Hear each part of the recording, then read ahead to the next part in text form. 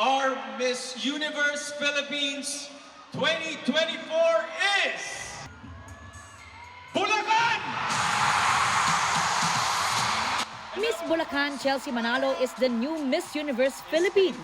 Ipinasa sa kanya ang korona ni Miss Universe Philippines 2023 Michelle D. First runner-up si Stacy Gabriel ng Cainta. Second runner-up naman si Atisa Manalo ng Quezon Province. From Baguio, si third runner-up Tara Valencia at fourth runner-up si Crystalline McGarry ng Taguig. Mula sa runway walk hanggang sa question and answer portion, angat ang beauty, wit, and personality ni Chelsea. As a woman of color, I've always faced challenges in my life.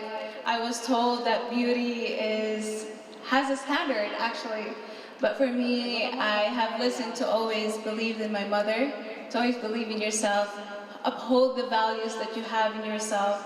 Because of these, I am already influencing a lot of women who are facing me right now as a transformational woman.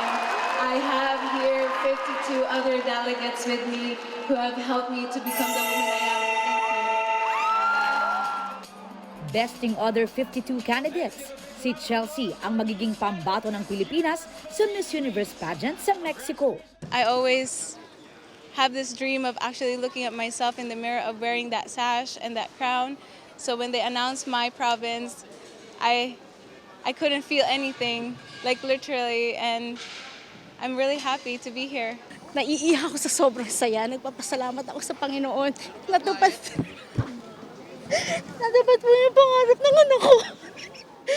Pero hindi raw biro ang naging journey ng 24-year-old Bulacania para makamit ang corona. What was my secret there is to just give it my all, to, perform well, to stick to my core. Half American si Chelsea. Pumanaw na raw ang kanyang biological dad at lumaki na siya sa kanyang stepfather. Advocate for indigenous people rin si Chelsea at hindi rin siya exempted sa mga pangbubuli.